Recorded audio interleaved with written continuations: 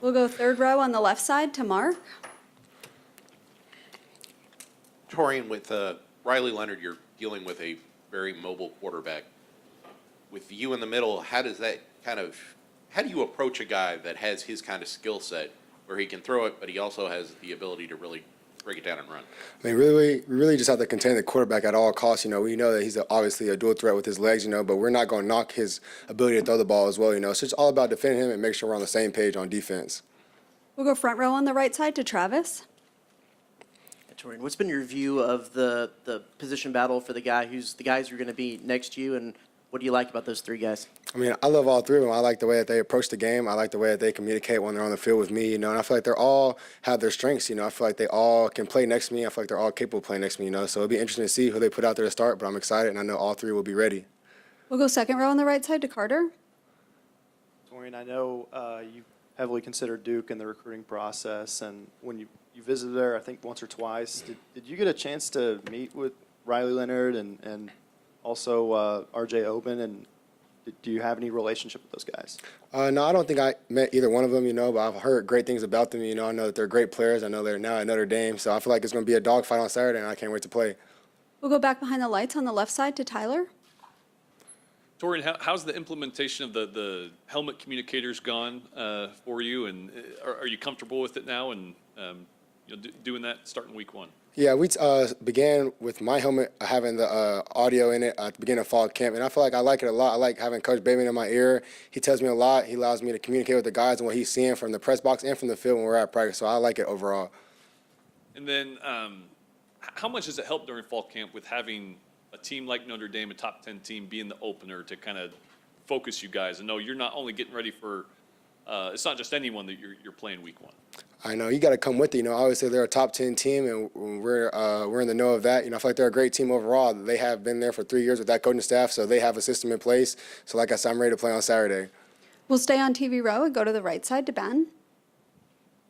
Hey, Taurean, kind of going off Tyler's question, and talking about Riley Leonard, what are the challenges in terms of not just like what he brings to the table physically, but being such an experienced quarterback like he is, and knowing that he's probably gonna, he's probably not gonna miss like doing any of his checklist when he goes through, and he's gonna basically have the offense ready to go, perform at peak performance every single play. Just what's the challenges like in that regard of going up against an experienced quarterback? Like you say, he's an experienced quarterback. He's played a lot of football in his college career, so we got to mix it up, give him different looks. I know that he knows a little bit of Coach Elko stuff, so that's why we have to throw different looks at him, keep our show how we want to keep it, and just continue to play defense the way we like to play it. We'll go third row on the left side to Luke. Hey, Taurean, I know there's a lot of fanfare with College Game-Day coming to town, a lot of other stuff going on for this Notre Dame game. What's y'all's approach to kind of looking beyond that and just kind of focusing on the game itself? I mean, we have to be present in the now and grind. That N and grind stands for now. So we got to be present in the moment right now and take advantage of Monday's practice like we did this morning, and watch the film, be critical of ourselves, and get it right for tomorrow's practice. We'll go front row on the left side to the battalion. Hi, Taurean. Would you say that the team has made it a priority in practice to work around playing against a top corner like Benjamin Morrison, sorry? Oh, yeah, for sure. I feel like we have great corners ourselves, and, the media says a lot about Ben Morrison. We think he's a great player. We think he's a first-round pick, so our receiver's going to have to get open, and the O-line's going to have to hold up, but I have faith in our offense to go get it done on Saturday. We'll go fourth row on the left side to Rob, and then Alex. Howdy, Taurean. Watching Haynes King this weekend, talking about the in-helmet communication, he was having to put both hands over the ear holes in order for him to hear. It's going to be really loud on Saturday night. Did y'all do some piping in loud so that you could kind of test that out? Yeah, they mentioned that to me this morning, so tomorrow we're going to implement some little tricks, I guess, that the equipment staff has up their sleeve to enable me to hear more. In Kyle Field, obviously, playing defense in Kyle Field isn't easy, especially whenever you're the Aggies, because they're going to be at their loudest, the fans will be, So they have some system for me to try out tomorrow. If I like it, I like it. If not, it's going to go with the regular old headset. We'll go second row on the left side to Alex. Hey, Taurean, Coach Elko mentioned how preparing for this Notre Dame offense, he's watched film from 8 different schools. Just what's that like, and maybe just the challenge of trying to prepare for an offense that You know, it's a bunch of new pieces coming together at once. Yeah, week one is always a little wonky because you don't know what to expect. We got to obviously watch LSU's film from last year. We even went back and watched a little bit of Cincinnati's film from when Desmond Ritter was there in 2021. They have a receiver from Clemson, watching film on him. Receiver from FIU, I think, watching film on him. They got a lot of transfers on their team, so we're going watching specific cuts, specific to the player. So like you said, week one presents its challenges, but, that's why we play football in the SEC, trying to go get it done. We'll go second row on the right side to Carter. I'm going to ask something similar, but just Mike Denbrock, just your impressions of his offense facing him last year. What kind of stood out to you about what makes his offense unique? Like I said, I've been watching a lot of LSU film leading up to this game, and obviously his play stuck out to me, but Malik Neighbors was a problem last year. I didn't really know because I was only a freshman. I didn't know what to expect from him, but he pops out a lot of me. I know that's not Notre Dame question, but watching Malik Neighbors, man, that's a sight to see. Do you have anything else? We'll go third row on the right side to Christy.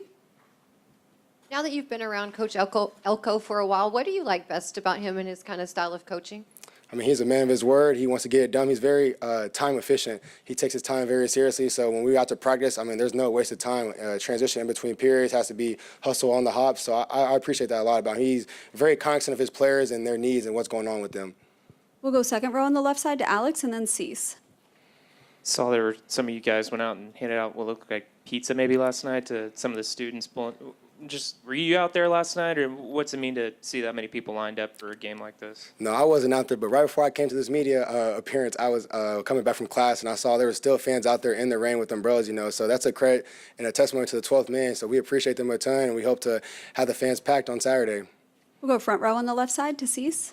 Any ties at all to Notre Dame, players or what have you, and if not, anything special about playing Notre Dame? I don't have too many ties. I never really talked to anybody from Notre Dame, never went on a visit there. But Al Washington was the linebacker coach at Ohio State whenever I was in high school. So I have a relationship with him. Hopefully I get to catch up with him after the game because he, just going into a quick story real quick. My junior year, I didn't really know what was going to happen with me when it came to recruiting. And I went to Ohio State, did an unofficial visit. They invited me up there. And then he came to Temple and saw me. We sat in his office and he told me, man, I don't know if we're going to offer you at Ohio State. But what I do know is that you're a Division I football player. And at the time, I just came off my junior season. I had 2 offers, Texas Southern and North Texas, and that gave me all the hope in the world, So I really appreciate Al Washington a ton, and I know my mom does as well. So we'll be able to hopefully catch up with him after the game. We'll go fourth row on the left side to Rob. So Taurean, have you ever watched Rudy before, and the mystique of the Golden Domes and the iconic fight song? Do you know much about that? Does that play into it at all for you? No, I never watched Rudy. I was thinking about maybe watching it sometime before game time this week because I hear a lot about it, and I've heard a lot about it, of course, throughout the course of the summer. So I don't know too much about the movie Rudy. I know a brief synopsis of it, but not too much. But I do know that Notre Dame is a very tradition-rich school and program, and it'll be a dogfight on Saturday. All right, it looks like that's all we have. Thank you, Torian. Of course, thank y'all.